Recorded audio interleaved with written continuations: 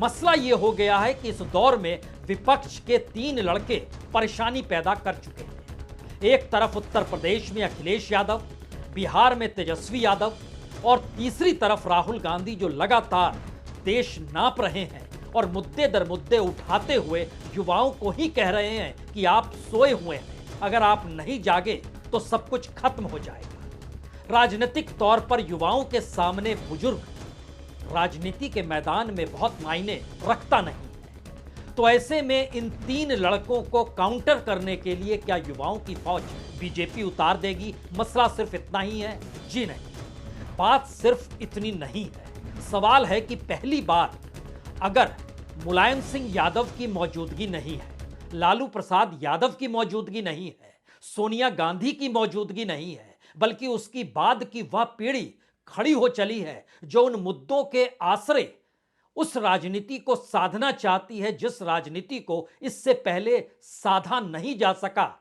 और क्या यह कॉकटेल इतना असरकारक है कि एक के बाद एक अब रुकावट कैसे इन 3 लड़कों के सामने पैदा की जाए, इसको लेकर चिंता बड़ी होने लगी है। दरअसल मुद्दे बहुत साफ हैं। अखिलेश यादव लगातार पीडीए कह रहे हैं, यानी जिस लिहाज से वो चल रहे हैं उसमें पिछड़ा उनके लिए महत्वपूर्ण है। दलित महत्वपूर्ण इसलिए है क्योंकि मायावती को राजनीतिक तौर पर बीजेपी ने ठिकाने लगा दिया है और अल्पसंख्यक समुदाय जो बट जाता था उत्तर प्रदेश के भीतर मायावती और कांग्रेस को लेकर, और उसमें समाजवादी पार्टी के हिस्से में कितना आएगा वोट, यह सवाल रहता था, तो पीडीए नारे के तौर पर अब उत्तर प्रदेश की राजनीति में जिले दर जिले घूम रहा है और अखिलेश यादव इस मुद्दे को और उसके विस्तार को लगातार बता रहे हैं। राजनीतिक दृष्टि से अगर समझिए तो पीडीए का मतलब बहुत साफ है। इस दौर में जिसका जिक्र राहुल गांधी कर गए, तकरीबन 88% तादाद वोटरों की जो है वो पीडीए के दायरे में आ जाएगी। सवाल अगला यह है, क्या दूसरी तरफ तेजस्वी यादव जब पिछड़ों का जिक्र करते हैं और गरीब गुरबों का जिक्र करते हैं, तो जिस गरीबी को बड़ी जाति के तौर पर प्रधानमंत्री मोदी अपने भाषण में रखना चाह रहे हैं, क्या वो खारिज हो जा रहा है? और तीसरा सवाल युवाओं को लेकर और ओबीसी के नारे के साथ राहुल गांधी जो देश भर को नाप रहे हैं और हर जगह इस मुद्दे को लगातार उठा रहे हैं, क्या उससे असर उस मंडल की राजनीति को दोबारा से बल मिलने लगा है? ये तीनों 3 दिशाएं हैं, लेकिन ये तीनों 3 दिशाएं 3 तरीके से मारक हो चली है। और ये परेशानी इस दौर में मोदी शाह की उस बिसात पर आकर टिक गई है जहां पर उन्हें लगने लगा था कि सब कुछ अनुकूल है, क्योंकि जाति की परिभाषा बदल डाली, भ्रष्टाचार को लेकर जितना शोर मचाना था मचा लिया।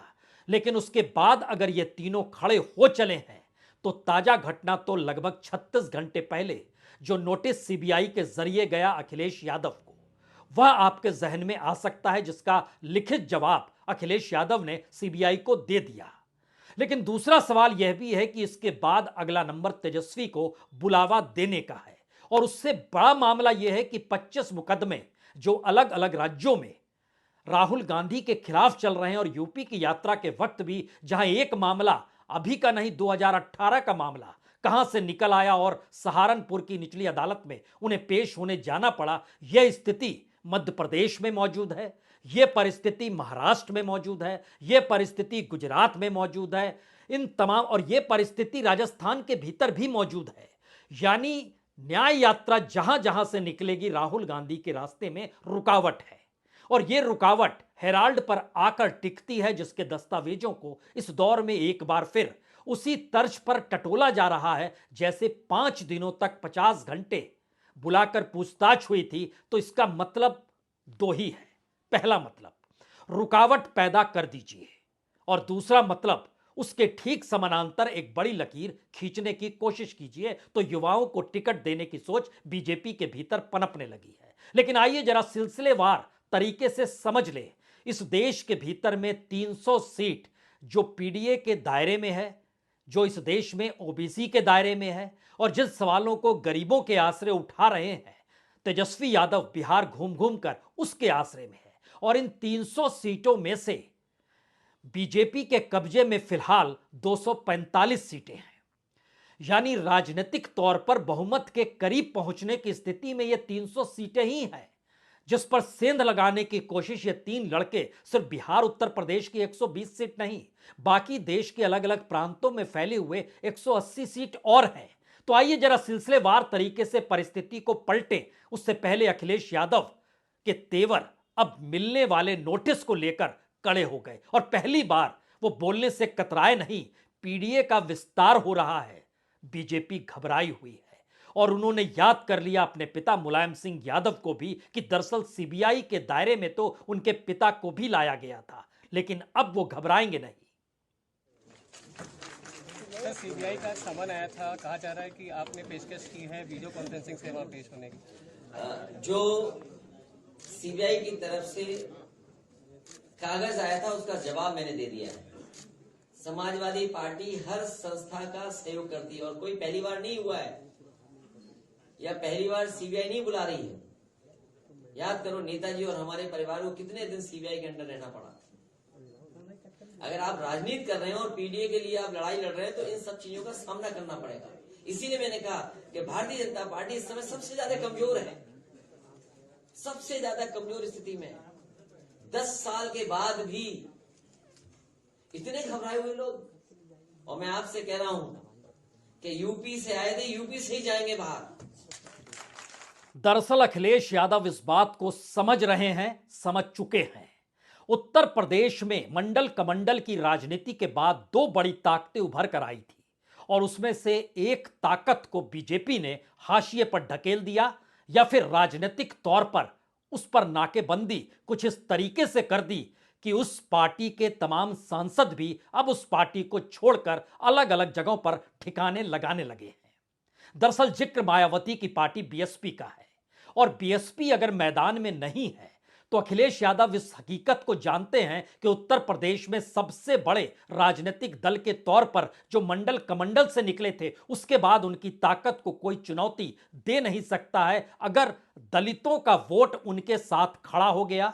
और अल्पसंख्यक समुदाय तो साथ खड़ा है और जिस ओबीसी का जिक्र राहुल गांधी लगातार कर रहे हैं उसमें पिछड़ा शब्द जो उन्होंने अब जोड़ दिया है, यह 3 परिस्थिति अगर चल पड़ी तो 2024 की तस्वीर बदल जाएगी। इसीलिए अखिलेश यादव ने आखिरी लाइन में कहा ये यूपी से आए थे और यूपी से ही जाएंगे। तो क्या चुनौती इतनी बड़ी उत्तर प्रदेश की 80 सीटों को लेकर है या फिर यह कहा जाए कि सिर्फ यह एक तात्कालिक परिस्थिति भरा है? जी नहीं, ऐसा नहीं है। उत्तर प्रदेश की राजनीति जाति के हिसाब से चलती है, इसे इनकार नहीं किया जा सकता है और उसमें मायावती के ना रहने पर अखिलेश यादव की ताकत का एहसास सिर्फ इससे हो सकता है। समझ लीजिए कि उत्तर प्रदेश की विधानसभा के भीतर लगातार ध्यान दीजिए तो कम से कम वोट जो मिले 2022 में मायावती को मिले जब वो सक्रिय ही नहीं हुई, यानी वो शांत बैठ गई। यानी वो मायावती जो इससे पहले कभी भी 22% वोट से कम लाती नहीं थी, उनका वोट एक झटके में 12% पे पहुंच गया। लेकिन इसका लाभ समाजवादी पार्टी को हुआ, इनकार किया नहीं जा सकता है। उनके अपने वोट बैंक में 10% वोट का इजाफा हुआ, इनके वोट बैंक में यानी मायावती के वोट बैंक में 10% की कमी आई। लेकिन ऐसा नहीं है कि बीजेपी को इससे बहुत लाभ हुआ हो। बीजेपी को बहुत लाभ नहीं हुआ, लेकिन बीजेपी को नुकसान नहीं हुआ जो मायावती के खड़े होने पर हो सकता था। तो अपनी सत्ता उनकी बरकरार रही। लेकिन एक सवाल यह भी है कि जो मायावती का वोट बैंक था, अगर उसमें सिर्फ जाटव अभी भी मायावती के साथ है तो बाकी दलित वोट बैंक जिसकी संख्या तकरीबन 10 से 11% है, वो कहां जाएगी? वो क्या वाकई इस दौर में बीजेपी के साथ चली जाएगी या फिर अखिलेश और राहुल की दिशा में जाएगी? ये सवाल कहीं ना कहीं दिल्ली को परेशान कर रहा है। और अगर ध्यान दीजिए तो 2017 में मायावती को 22.5% वोट मिले थे, 2012 में 25% वोट मिले थे, 2007 में 30% वोट मिले थे। लेकिन अगर आप लोकसभा में भी देखें तो लोकसभा में 2009 के चुनाव में पूरे देश के भीतर 6.5% वोट मिले थे मायावती को, जो मैक्सिमम थे। 2004 में हालांकि 5.5% मिले थे, लेकिन जब नरेंद्र मोदी की एंट्री हुई उस बरस और उसके बाद की परिस्थिति में भी 4 और 3.5% वोट दोनों स्थिति में मिले। यह वोट कहां जाएगा?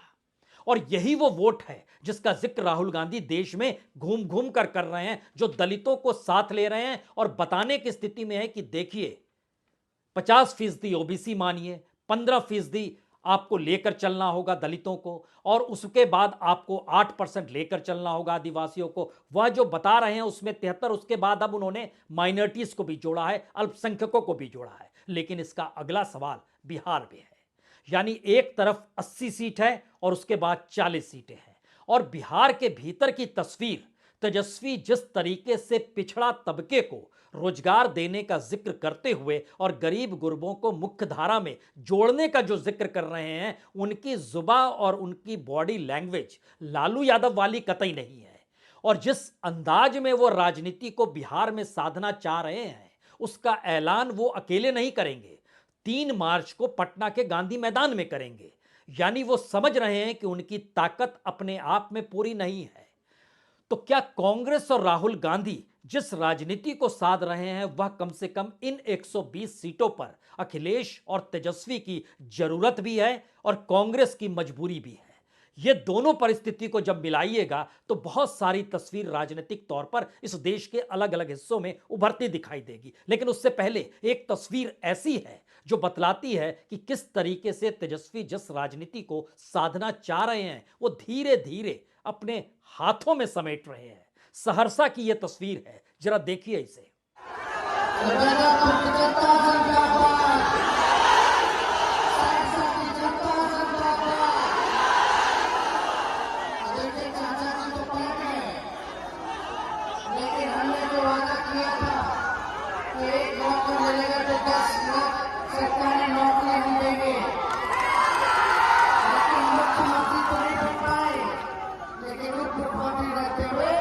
हमने 5 लाख सरकारी बहाली